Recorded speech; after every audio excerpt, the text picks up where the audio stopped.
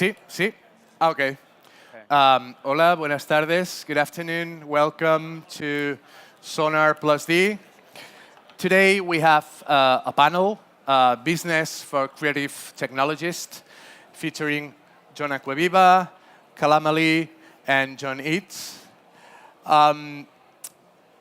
We're going to talk like about 30, 35 minutes. And after that, I think it could be great to do a Q&A round with you guys. So if anyone has a question, etc., there will be an open mic at the end for you to speak to our guests today, right? First of all, I'd like you to introduce yourself, actually, what you do, what is the projects you are involved to. I'm sure that everyone will like to know that. Yeah. Okay. So, yes, Kalam. I work at Native Instruments on something we loosely call venture partnerships, which just means trying to bridge the world of the products we're trying to create and doing that together with companies from the outside, which can be startups or other music tech companies, and finding the right kind of partnership to do that in. And that does take on many forms. It can be an investment, it can be a partnership on the content or other licensing aspects, or even an acquisition occasionally. So I've been there for about 4 months. I was doing some other stuff before that mainly revolved around startup investments and acceleration of startups. Mm-hmm. And all the people I worked with ended up being in the music business. And that's how I ended up at Native Instruments. So I'm really glad to be here. And thank you very much for turning up. It's looking forward to this panel. Hi, I'm John Acquaviva, and I'm one of the 2 managing partners at +8 Equity Partners, along with Rishi Patel, who's around here, the smarter, better half. And I was lucky to start, originally this is an extension of a company called +8 Records that I started with another better half of mine, a fellow called Richie Houghton. So it's a pleasure to be here. We have a long history as artists, and whether we can talk or play, it's just, you know, there's something about our history along with Barcelona, so a pleasure to be here. And it's an evolution of, when I met Rich, we loved music, we loved DJing. It wasn't really a cool thing or a real business then, but we had this dream and we're like, what the hell, we like each other, we'll figure it out, right? So kind of classic entrepreneurs. We have an idea, let's do it, we'll figure it out. Well, we sort of did. You know, things need to come into play, so I think this is a great panel to be able to discuss. I have an idea, let's figure it out. But then you have to make it work. So, you know, we've had a lot of successes, but, you know, if it goes there, I can also talk about, you know, you can't have success without failing a few times. So we fumbled our way through, but here we are, we're still standing. Hey guys, so my name's John Eades. I work at Abbey Road Studios in London, but actually run a kind of an imprint or a sub-department called Abbey Road Red. Not too dissimilar from what Kalam does, I guess, at Native, trying to bridge the worlds of emerging technologies and new businesses with what is quite an old, well-established company. Slightly more structured, I suppose, in that we run an incubation program. So every 6 months we pick 2 or 3 companies, and we do everything within our powers to help them to accelerate their growth and hopefully put them on a path which leads to success and not failure. That involves introductions to people, mentorship sessions, a bit of marketing support, to try and help those companies have a good chance of success. Mm-hmm. Mm-hmm. I was thinking about asking you what, as I told you before, what does a project need to look sexy to you as an incubator, as investor, etc. But I would like that maybe it could be better to have like a bigger picture of what is going on now.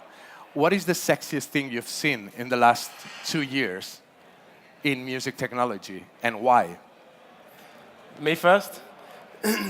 I mean, it's like buzzword bingo up here, but it's everything that's being done around machine learning and generative musical forms, I think is going to be huge. I really do. I think we're on the cusp of another internet right now.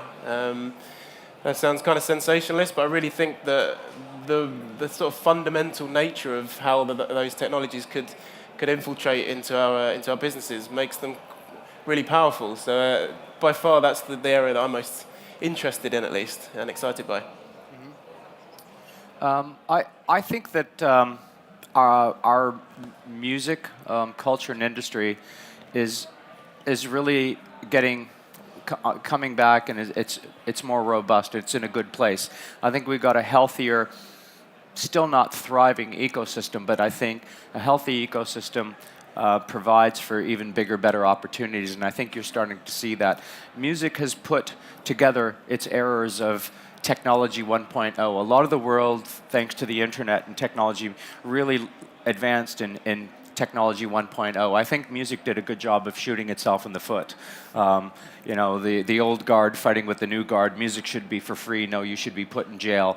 Now we're starting to find some middle ground, and those digital pennies are turning into nickels and dimes from the analog dollars that exploded. And we, you know, aside from the conversation of is, you know, streaming fair to artists or that, at least we're starting to quantify and monetize. So we're in a good place. We're starting to go in the right direction, and that allows for some great things to happen, because our thesis is it starts with music. Music is the fabric of everyone's life. But for the last generation, we kind of screwed it up. We live in a capitalist world, and we didn't find a way to make it work within the capitalist world. So our job is trying to invest, teach, you know, make it work in a market reality that we exist, and then, you know, things are coming out of it. So the last couple of years, the buzzwords are wearables. You know, we invested in wearables. One of our companies, Subpack, is one of the big, you know, buzz companies where it starts with music. But we all want to feel music, so therefore gaming, VR, music now has something to offer to the other people who were kind of like left us in the rear view mirror. So, you know, hearables. So again, music is starting to get its fair share and participate. So, you know, a bit of a broad answer, but I think there's reason to be excited, but also reason to stay focused, because you don't want to fumble that opportunity. So that's kind of what our role, or we try to do. Yeah. Yeah, and I share a lot of what your views on this. I think the last few years, everything we've seen around how monetization happens or how it doesn't happen has really influenced the way you think about what's a good approach to support artists. But I think I would look at it slightly differently. And sorry, this basically influences how you think about where you should invest and what would be interesting projects. But if we look back at Native Instruments 20 years ago, there were computers, and then they put these Pentium chips on them and made it possible to make music on computers. And that was a key inflection point, I think, that allowed various companies to come up with tools in a very nerdy community that created music. And music, as we all know, it has this emotional association. It moves you. It makes you do stuff. And it grew. It became a very big thing. And 20 years later, when we look at what's going on right now, where we have startups, startup ecosystems, content everywhere, the barriers vanishing, literally, and then convergence into all kinds of things. For example, I saw an artist recently in Berlin who was 3D printing musical instruments. He was wearing them. And when he was talking, if he's doing what I'm doing, there would be music playing around him. There's an Arduino, there's stuff he bought from eBay, and a 3D printer. He did this all from his room. He's a jazz musician, spent 3 years, went off track, and created this. This is unprecedented. The fact that, you know, a company that spent 20 years building instruments, this can be replicated in a very short space of time by someone who spends enough time online and invests in himself or herself to build something. That's what we're starting to call an exponential situation we're in. I think we're at a point now where there's another inflection happening. This AI, machine learning, data, all these points are starting to create a whole new way of looking at what music actually is and what it could do. It's not just something you experience on Spotify for 3 to 5 minutes, but something that could be an instrumental part of your life. And then there's all these opportunities with the Alexa, the Google Home, and all these other things where there's some sort of commercial angle where they take your data and they give you something useful back. So I think we're at that point now. We don't quite know what's happening next, but it's quite exciting to see what people are building within the current framework of we're no longer fighting Napster. That war is over, but we've got a whole new world where anything is possible.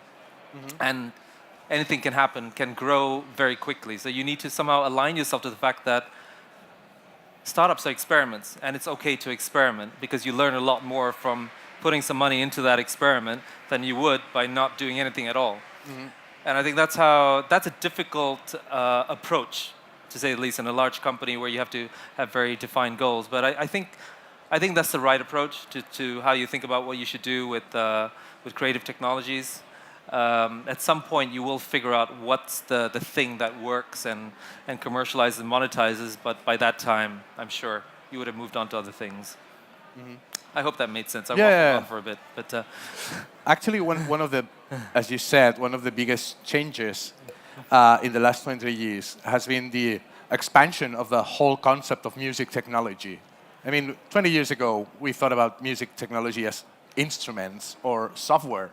Right now, we're talking about streaming platforms, virtual reality, wearables, etc. But going back to the core of the whole thing, people making stuff to make music, right? To these nerdy guys, we're still there, actually. absolutely. One of the issues to me is how to match this nerdy developing culture with the startup ecosystem. I mean, how can a creative music technology company develop a real game changer, like something like it was years ago, Ableton or Native or any one of those, in the startup ecosystem where they are being demanded fast growing, fast income, everything has to be really fast, and we're talking about tools that need time and slow development and creating a user base. It's not something, it's not SoundCloud, it's not Spotify that everyone can enjoy it. It's more a niche product that can be really big, but it needs its own time. How do you match that with the startup culture, which is about short terms mostly? Yeah. Do you want to take this? Everyone is, searching for unicorns, and everyone is selling lottery tickets. I think that can often be a disconnect. I think when I spoke to earlier about the ecosystem, when I meet people, it starts with, how real can your idea be? I think you should always dream big, but you need to live within reality. It has to be viable. You can't go big if you've kind of fumbled, because we all know that not everyone wins the lottery. And so therefore, to be pragmatic, to not overspend, to be able to build a foundation with which maybe something can hit, and then find additional sources, because it's sometimes just the small bits of money that you can then figure out how to license. So it's okay to have an idea that just provides jobs for the developer, the idea person, and or their people. And in that thriving system, people will rise through it. So I tend to take that more pragmatic approach. I'm not here to burst people's dreams, but I think we all want to make 10x of our money. But a lot of companies, I'm happy for them to be viable. So then I try to keep that in mind as running on the private equity side. If I can help, I want our system to thrive. I'll give you guys hugs, but you probably won't get my money. But that's okay, because we obviously want to find the key people, great idea, can we add value, then that makes sense in how we approach it. Otherwise, I'm happy to, again, I'm approachable and happy to help and give my comments. Most people know I'm unvarnished and I'm going to say what I think. So. And you, John, that you're running an incubator, so you are in touch permanently with this kind of companies. Yeah. I think there's a sort of an endemic in that I think that people talk about the biases or the dynamics of the system you have to go through to get to viability as kind of being unjust, or there's this sense like, oh, it's too difficult, it's too hard, it's unjust, and then point to all of the difficulties. But to me, that is the game. Like, you are releasing a product, you are building a business in a real ecosystem. And that is your job as an entrepreneur, is to understand that, do the necessary things to reach viability at the right times, raise money at the right time, pitch the product correctly, do your market analysis, everything else. And so, yeah, there is this kind of self-deprecation that you find sometimes, or this kind of moaning. But I'm like, if you want to start a business, that's kind of your job, man. You've got to figure it out.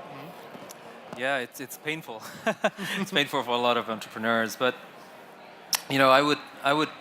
I would phrase that slightly differently. I don't think it takes that long, or it's that that the lead times for creative technologies are that long. I think there's so many other ways you can reach people who can within different organizations within that spectrum of music tech who can help you accelerate your product, whether it's an accelerator like Abbey Road or it's John at +8. You know, they can give you a lot of insights into what you should not do, and also give you a reality check if you're going about it the right way.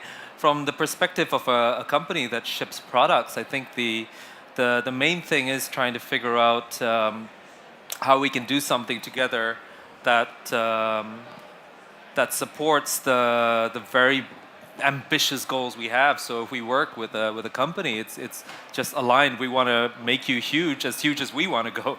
There's not really any other way of doing this. So there tends to be a very clear outcome we're striving for.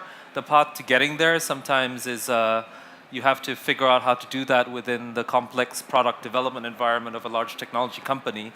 But that's about it. It's always going to be like that. And the advantage for startups to work with music tech companies is that they have the customer base and they have the resources to help you reach a larger audience. It's just that it's not always straightforward as to what it is you should be doing together. I think that's something you have to be aware of. When you're working with a fund, it's very clear what they want to do, and they can go after opportunities in a very clear way without thinking about a specific market focus or an audience that you're going for. We're creating things for our customers, so it's a slightly different approach in that sense, but. I think things can happen a lot more quickly now than they used to because you have these networks, you have these accelerators, you have these investors, you have... When I was here last year, I was talking about the accelerator in London, Marathon House Labs. All they do is business development for startups with something to offer artists. So those models exist, they work, and most of the people in this ecosystem are very approachable. I think you just have to go about it, getting in touch with them. You mentioned this do and don't thing, like they will tell you what you don't have to do. And I'm sure that some members of the audience today have their own projects and startups. So the question is obvious. What you shouldn't do with your company or your project. I mean, we all know what we should do or we want to achieve. But what is the biggest don't you would say to anyone trying to make its place in this ecosystem? I really like this notion. There's a series of events in London called the Failoversity. I really like that. As, like, you don't really learn anything through success, and it's an old lesson, but you learn through your failures, right? And I don't know. I think one big piece of advice would be to be a little bit more realistic about your cash flow and about the financial state of your business, because that's the thing which topples businesses in the end. They run out of money. And it's kind of funny how few people, or how many people don't give that the attention that I think it deserves. And creating financial models and creating cash flow projections and that type of thing, it's not what we want to do as entrepreneurs, but I mean that is the core of the business. So I think I'd encourage everyone to be a little bit more practical about the kind of financial bookkeeping and modeling and projections. Don't be sloppy. Like, if you get an opportunity, follow up. You know, if answer your emails in 24 hours. You know, if you reach people, wake up. You know, simple things will get you ahead of that curve. And that's something it took us years to realize. You know, starting off as a DJ, wow, what a great world. We party all night, and who's going to have time to wake up and answer your emails at the phones or take another gig? Well, it dawned on us, like, you know, if you want to stay in business, maybe you should follow up and don't let business slip through your hands. So opportunities, you know, don't be sloppy. It's really simple. Sometimes you can get caught in a creative vortex. I'm a creative person, therefore I'm going to walk and fulfill the stereotype that creative people don't read contracts. I just kind of like, you know, I don't do that stuff. Well, you know, I'm sorry. So simple things. got me as a creative person to wake up in the morning and actually realize it sucks, but I'm going to read this contract because I don't have money. I'm maybe not going to spend thousands of dollars on a lawyer, but I'm going to call John, who's offering me some money, and go, John, maybe I'm stupid and maybe I'm a DJ, but can you explain what this means, this contract that I'm signing?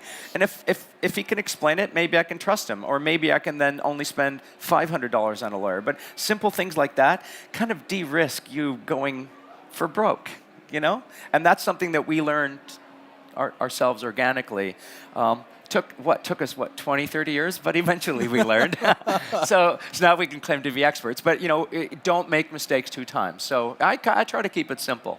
And it's funny how you can build with a couple simple blocks. You actually can build a foundation. So Yeah, it's So like learn to fail better. I like fail-aversity. Man, you stole my thunder. That was a good one. Yeah, I mean, I would also look at it from the perspective of every meeting you have, you'll always have some feedback, and once in a while someone will shoot down your idea and tell you it's a piece of crap and it won't go anywhere. You shouldn't give up. I think you should just listen and take on board what they're saying. They could be wrong, but you have to acknowledge that the people you're talking to, you want to partner with or invest in you or support your project, they've seen a ton of shit already. It's just like there are so many pitches being thrown at you now. And you don't even have to ask for someone to send you pitches. They'll just send them to you anyway. So by the time someone looks at what it is you're doing and takes the time out to think about where you're going and give you some feedback, most likely they would have seen a lot of other stuff already, and they're giving you an insight into how likely it is you'll be successful in what you do. It doesn't necessarily mean you won't be successful if you go down your approach. It just means you need to just take into consideration what they just said, figure out where you're going. So don't give up. Everyone's going to have an opinion, but sometimes those opinions come from a place where the folks who are giving you that opinion have seen a lot of interesting things, which sometimes they may not be able to disclose openly. So keep that in mind. Before getting into the Q&A with the audience, just one last question, a very typical one, but this event is about a whole bloody thing. Where are we heading to in terms of creative technologies? Where do you think it's the future? We have mentioned virtual reality, streaming platforms, etc. But can you be more concrete? Like playing the guru thing? I think all the things that we see here at Sonar are very interesting. One topic that I think we need to address a bit more is in a world of streaming platforms with currently one model for streaming, maybe we'll have 3 or 4 in a few years, who knows. We need to go back to the people who are actually creating the stuff that goes on these streamers and try and figure out what this ecosystem looks like to allow them to get their music out there in a way that also supports what it is they do. And I don't just mean them getting paid. I think there's other ways you can support them, but that's an important factor. Because I guess when I think back to some of our conversations last year and how you started, I think you reached a point where you realized that there was money to be made in what you do, and you could actually make a living out of it. And that started a whole series of things going forward. I wonder to what extent today, as someone who's interested in music and starts to create, whether this stuff is even clear. There is obviously approaches to making money out of content by using it in films and games and everything else, but that's another layer. I think there's a big gray area of ideas of how you can do something with music, where it can be applied, and this needs to be developed further so that we have something we can call an ecosystem that is self-sustaining as an industry or a business. I feel it's formative again. I think despite the fact that streaming has become the dominant platform and a way for money to reach people who are making music, I still think that the way music is used and listened to and how it's applied is going to change so much. You could even have encryption codes made out of music if you wanted to. Mm-hmm. There could be a whole industry out of that, right? So that's where we are right now. We haven't quite figured out the pipes in between, and I think there's a huge opportunity there. So it's like we are like in a transition phase until we are something. We are in a transition where the most obvious things are blocking out what else could be done in this area. So I think it's very exciting. And I think AI is going to do a lot of interesting things as well, but let's see. That's also another fuzzy area, but there's a lot of opportunities. Yeah, yeah, yeah. I think music is in a good place. The music industry has regained its legs. It's survived itself in technology 1.0 and embarking in the early days of technology 2.0, music 2.0. Both the economic indicators show increased revenues, but when you look at these festivals, these conferences, it's clear that there's a real interest and a real buzz with people with ideas, people with money, all of us coming together. So moving forward, we need to have things firing on more cylinders so that those digital pennies can become digital nickels and dimes and hopefully digital dollars. We now still cobble together and it's in aggregate greater. So we're still getting small bits. And so even though earlier I made comments about being pragmatic because I think we should always have a bit of fiscal conservatism, I very much agree with what Kalam said, that it can get really fast, and that's reason to be excited, because when something clicks and we all see the metrics and you catch that zeitgeist, we've got reason when we have that thriving ecosystem that there's a little bit more money. If we're not sloppy, we can build a base and run with a few things. So Music 2.0, I think, will start to really unleash or regain the strength that music had and should have moving forward, because it's part of the fabric of our life, and I'm not going to miss it. I'm here to continue participating at every level. I think the thing that I come from a production background, so I look a lot of the sort of I guess the dynamics around people making music, and I think we're continuing to see a growth in the number of people that can make music, and I mean, can make it and enjoy making it and create something that's actually of decent enough quality. I think that's going to continue to expand, and that's why I'm excited, I think, about assistive technologies, artificially intelligent systems that make it easier for more people to make better music, because it's still pretty hard to make something that sounds good. And we've seen movements that have helped more people, Native and Ableton and everyone else. But I think we're going to continue to see a movement in that direction. And I don't know how that's going to play out, but I know that's going to change the dynamics further. And it'll probably affect the consumption end of the chain as well. But I definitely see more and more people getting more and more interested in making music. Yeah, I guess we're all hopeful because we sit at that intersection where we see a lot of cool stuff. So it's very easy to make that conclusion. It definitely is an interesting time. Lots of great ideas out there, and I think I saw this pitch once where one of the things I really struggled to do is trying to understand how big the opportunity is when you get rid of borders and you're able to inspire people anywhere to make music and use a platform or platforms for that. And the best example I saw to try and capture this opportunity was to someone say our audience are the people like the ones who use Minecraft. They just described everyone is on Minecraft as a creator, and you just look at the numbers of people on there and why they're doing what they do. We still don't understand why they do it, but they do it, and it's just a drug, an addiction, or something that's quite. It's just what people do. We like to make things, and for some reason, Lego and Minecraft captures everyone's imagination. And the same thing applies with music. It's like, if you can open up the tools for people to do it, they'll start doing it. It may not sound great, but it's like, but the point is that they're doing something with it, and this activity in itself creates all kinds of other parallel opportunities around this. But the where we are right now, and what I see is we're just at the start of something where, if you just, as companies, investors, and accelerators, if you just focus on making it easier for people to create, and you can empower them to do this, you're sitting on a huge opportunity, because you're not restricted by borders anymore. Anything's possible now. And if you want to build a 3D printed instrument, you just order all the stuff on eBay. So we have 10 minutes left. So if anyone wants to ask anything to our guests today, it's not that easy to reach these three guys together here in Barcelona. So you should take your chance. No hay acá pregunta, no hay ninguna pregunta, nadie quiere preguntar nada. No? Oh, we're lucky. Oh, yeah.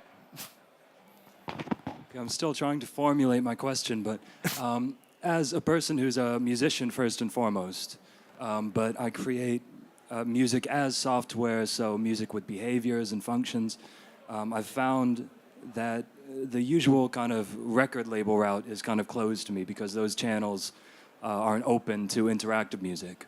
So I've had to frame what I do as more of a business to create my own model. So my question is, where could I look for funding? Who should I go to for funding when record labels aren't too interested and I'm not a business person first and foremost, I'm a musician first and foremost? Yeah, Bo, I think that's a really interesting point because everything we've talked about here are direct routes to creating commercial projects that then scale really well. But I think the idea of being in Europe is that you get access to a lot of funding that's available publicly. And I know internally we've worked on such projects before where we collaborate with creators who are working on music tech stuff. So I think within Europe there's a lot of public funding sloshing around for different projects in different countries. And those are the most viable routes to actually doing this. A more crazy idea is to entice the Ethereum community to invest in your project in an ICO, but that's a separate topic altogether. But I think there's a lot of public money around, and you should look at it that way. It's not always for VCs or labels to invest in experimental stuff until you actually found a way to excite their audience or their artists with what it is you do. Yeah. Well, I like the way you phrased your question because it took me a long time to realize that with Rich that perhaps we want to work for other people, but no one really were doing it our way. So in a roundabout way, things were different then. Obviously, we started our own label. But you're right, a label, when you look at it in this day and age, sometimes doesn't look that appealing. So you have to think of yourself as a business. You have to think, and we started looking as artists, you hear that 360. So you gotta, just as I said a few times, you're not gonna get an advance, you're not gonna get a lump sum of money. Those analog dollars are digital pennies, and you're thinking right, because how can I either get digital pennies or a bunch of fans that I can convert? So maybe you're not going to get money on streaming, but man, if you make something and you're going to get 10,000, 50,000 people streaming, then the next level of business is like measuring and analyzing your data. If you got 50,000 fans, where are they coming from? Can you get a gig? So you start thinking like that, and all of a sudden you don't need a $500 advance because maybe you've made music that touched 50,000 souls, and that's a lot what we did as a label because we didn't want to reach everyone in the world. We were making alternative music, so we're naive to think that everyone's going to like our techno music. And it was really hard before the internet because we used to ship, a box of records everywhere. It was really inefficient. But when the internet exploded, when we launched Beatport, we were able to release whatever songs you like to those 5, 10 fans everywhere, and all of a sudden we scale it. So, trace those little paths that you create. More than ever, you're not sending a message in a bottle like a record with a phone number, but you've got your social sites. Look at your data. Wow, half of the people listen to my music in Barcelona, or Mexico City, and then so go online. Go to just do a bit of sleuthing and see people that like your stuff that maybe throw parties, and so all of a sudden it's not that big of a leap to connect some of those dots and track down those crumbs. So your question actually is your answer. Think of yourself as a business as far as I'm concerned. I mean, you guys kind of nailed it. Not left much for me there, but you're right. I mean, the recorded music industry isn't set up to support projects like you. It isn't.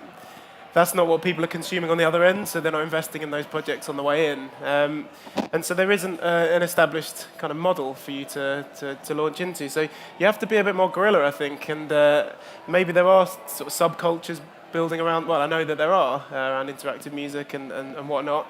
And maybe you have to start thinking about creating that whole ecosystem, or at least starting to imagine that, and start to maybe see if that looks viable. If you start to build a community of people like you, does that look like it might become something over time?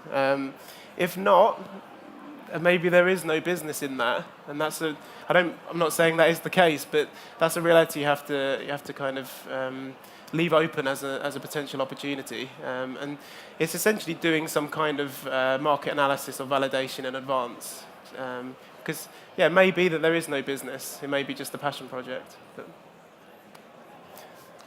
Okay. There's another question there and there.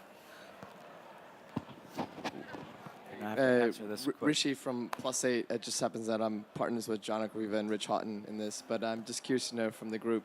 Sorry, can you speak louder? Yeah. Hey, I'm Rishi from New York, partners with John and Rich Houghton at a +8. I'm just curious to know from the panel here, what are the most exciting areas economically in the music technology space that you would consider deploying the most amount of capital as an investor?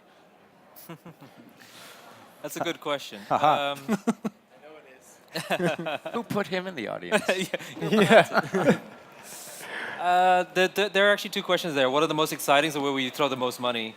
I think the most exciting are all the stuff we're seeing here, VR, AI, blockchain. But it's kind of hard to throw money at it because you don't quite know where it's going. On the other side, as a company that ships music creation products, it's very clear for many of the products what they need to have on a more technological level to make it better for professional music creators. And it's easier to put more money into that than it is to experimental technologies. Do you have another question? Just a response to what you're saying, like that build versus buy concept.